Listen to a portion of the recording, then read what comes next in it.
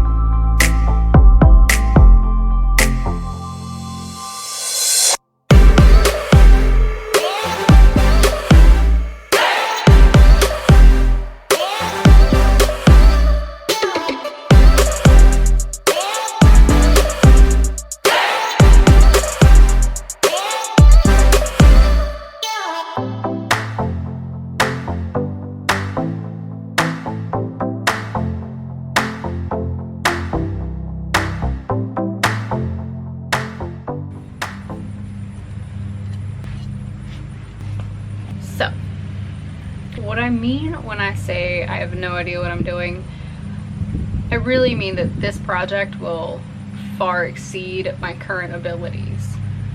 I'm not sure how to do body work. I'm not sure how to put a motor back together. I don't know how to do that stuff, but I'm really excited to learn and to bring you guys along with me.